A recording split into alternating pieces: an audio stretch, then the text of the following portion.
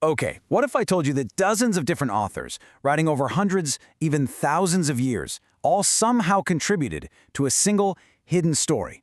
A story that seems to point to one specific person and one specific event. Well, today, we're going to put on our detective hats and follow the trail of clues left behind in an ancient messianic prophecy. So, this is the central mystery we're trying to figure out today. Is it even possible for so many different people, from different eras, to unknowingly weave together one coherent story?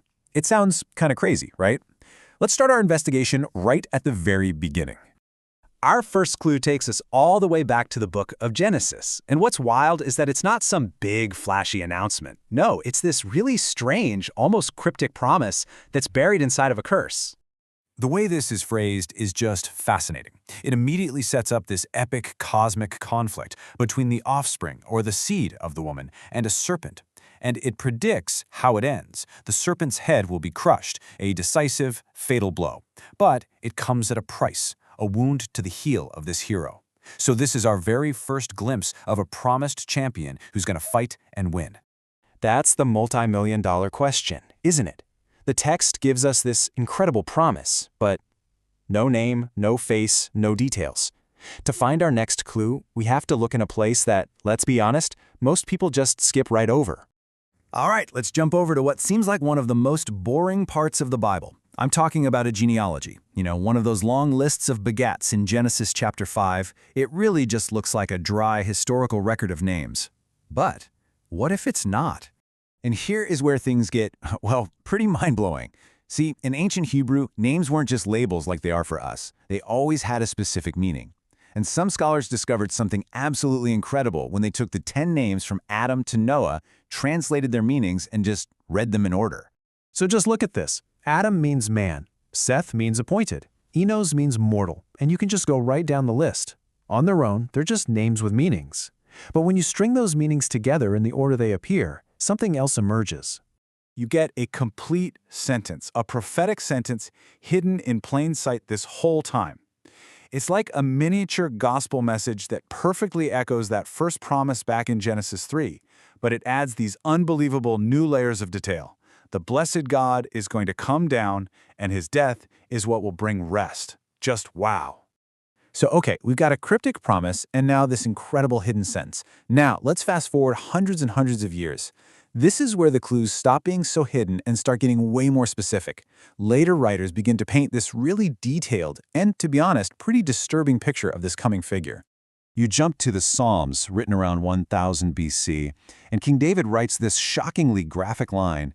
He's speaking in the first person, as if he's the one going through it, and he describes an execution where they pierce his hands and his feet, which is wild because that method of execution wasn't even a common practice in his day.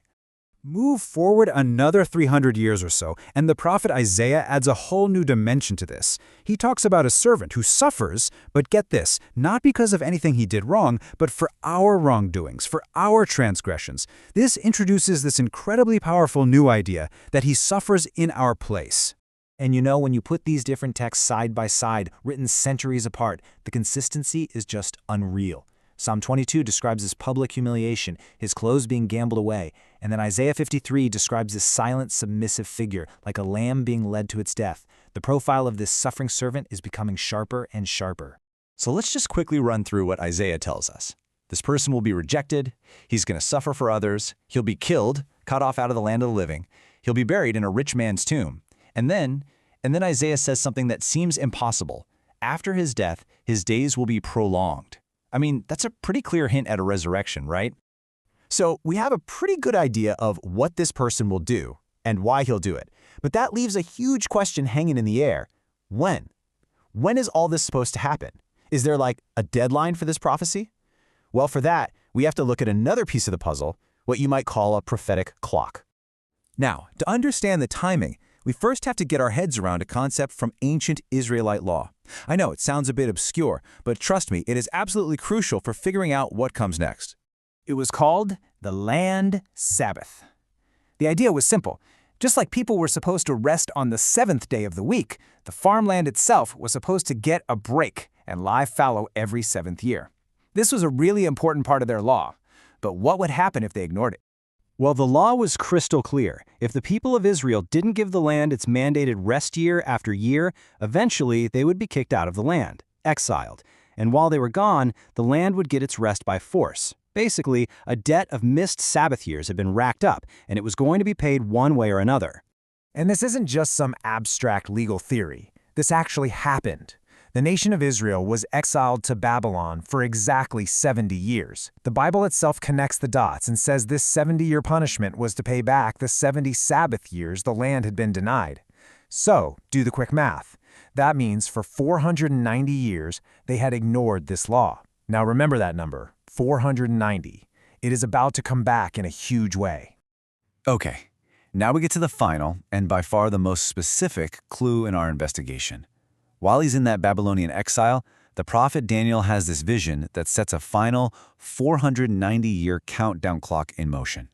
Daniel is told that 70 weeks are determined for his people.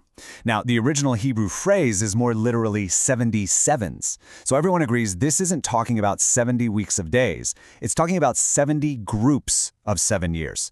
And what's 70 times 7? 490 years. A brand new clock is starting to tick. This prophecy then lays out an incredibly specific timeline. It says the clock starts with the official command to go back and rebuild Jerusalem. Then, exactly 483 years later, the Messiah the Prince will make his arrival. But here's the critical part. Sometime after that 483-year mark, the Messiah will be cut off. That's a term for being killed. And it won't be for himself.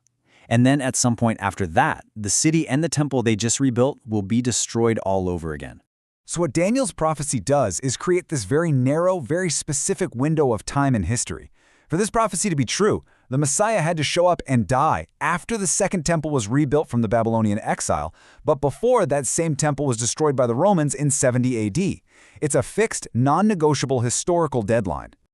So let's just pull back for a second and look at the thread we've been following. It starts with this vague, cryptic promise of a victorious seed. It leads to a sentence hidden inside a list of names talking about a divine being whose death brings rest. That then builds into a super detailed profile of a servant who suffers for others and comes back to life. And it all culminates in a specific timeline that pins his death to a precise window in history. When you look at it all together, from a fuzzy promise in Genesis to a precise clock in Daniel, these texts, written across more than 1,000 years, all seem to be pointing to one single figure and one single event. So the question we're left with is this. Is this some kind of ancient divine blueprint, or is it the most extraordinary and elaborate pattern of coincidence in all of literary history? That, my friends, is something for you to decide.